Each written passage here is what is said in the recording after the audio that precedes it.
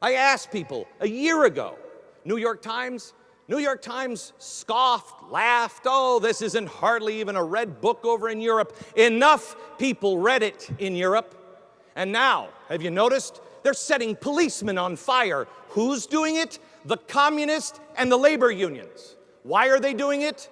Because they're cutting pensions. Now the IMF is in charge of Greece. The IMF is now controlling Greece. And why are they doing it? What are they telling Greece to do? You ready? Cut your health care. Get rid of universal health care. Cut your pensions.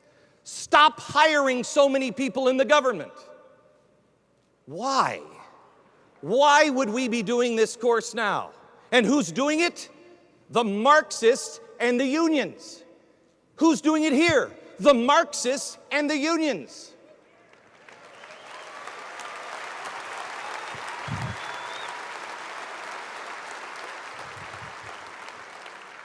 Watch. The old hatreds are starting to come back in Europe, and that's not who we are. And I am sick and tired of being called a Nazi, because that's not the right in this country. The right in this country is small government. Nazism is National Socialist Workers Union. It's giant government. Giant government ends the same way every single time.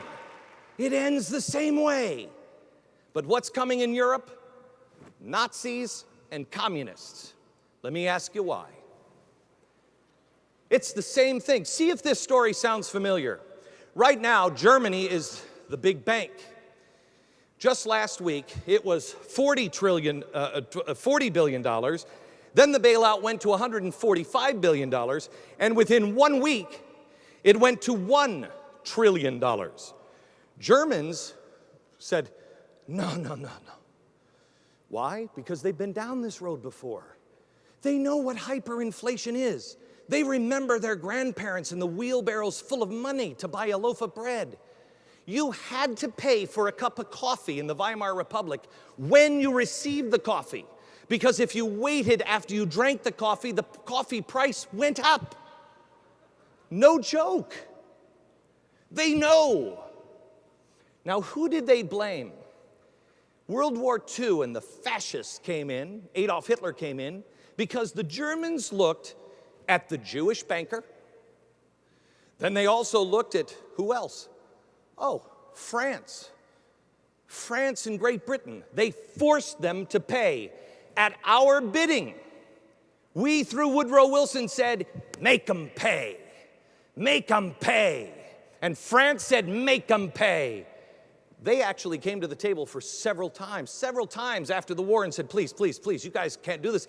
We have no way out. We're going to have to inflate our money. We said, make them pay. Last Friday, Sarkozy called Germany and Merkel and put his fist down and said, you make it $1 trillion or I pull out of the euro and we collapse all of it. She said, you're a madman. My people don't want to do this. Saturday morning, Barack Obama called. It has to be at least $1 trillion. They did it. $1 trillion. Now the people of Germany are upset. Who made them do it? The French and the Americans. Why? Because of the problems that the bankers had. You add one word, Jewish, and you've got the whole nightmare starting all over again. What are we doing? We can see the problem.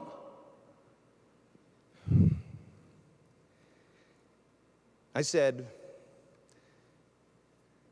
probably a year ago, I listened to Andy Stern at SCIU. I listened to the man's words. And he said, workers of the world unite. I'm a union. We're global now, you know. We've got to be global workers. And I said on the air, excuse me, if I have somebody who's working for $70 an hour, and then I have somebody on the other side of the planet that I also makes the same stuff and they're getting $2 a day, how do I make that work? How do I represent both? The only way to do it is to bring us down and then up. okay? Maybe we make $10 an hour. Hey, that's sweet. What are you doing? Why are you so greedy? You know what they just said has to happen now in Europe? Germany needs to lower its standards.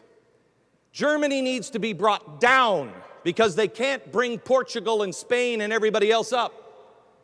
They're leveling the playing field. And who loses? The richest country in the world loses. It's dominoes. Any of your friends that don't understand, any of your friends that say it can't happen here, they're wrong. The laws of physics don't end at our shores. They don't end. Any of the friends that say it can't happen here, prepare yourself. Because those are the same dummies that are going to come to you and say, well, when did this all happen?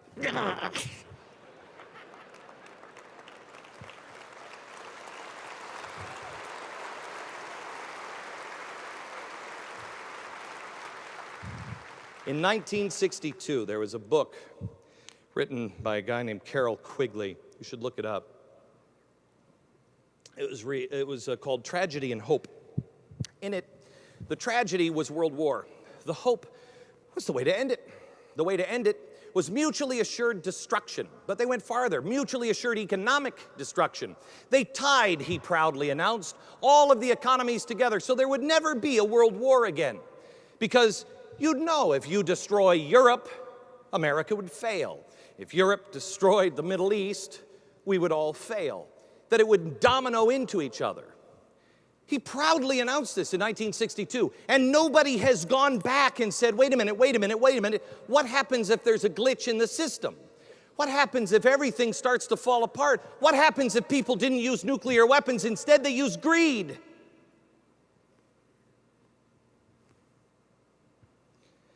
And now there's pressure on the inside of our country. I have never seen America the way it is now. I promised my radio listeners on 9/11 this one promise, and I promise it to you now. This country will never fail by an outside force. This country will only be destroyed if we destroy ourselves. United we stand, divided we fall. We can stand together and beat it.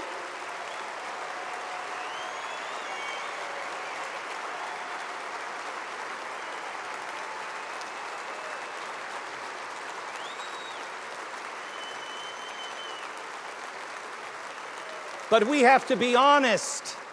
We have to be honest. We have to face the truth of what we're dealing with here.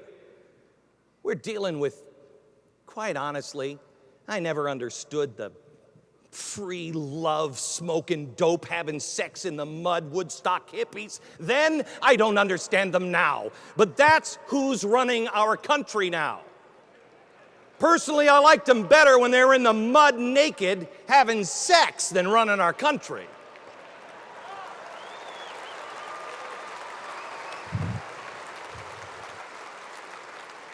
But they are putting pressure on our country from the inside.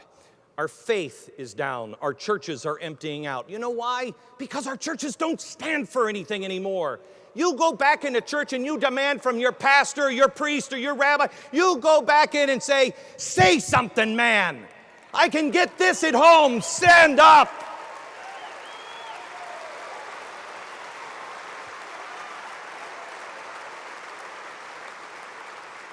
I don't know about you, but I'd much rather, if there are really no rules that make any difference, I'm sleeping in on Sunday. I can sit around eating Doritos, watching HBO in sweatpants. I'd much rather do that than go to church if everybody can make up the rules.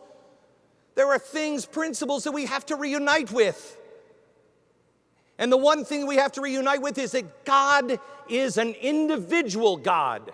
He doesn't just talk to me. He talks to you and you and you and you. He understands individual rights. He's the creator of them.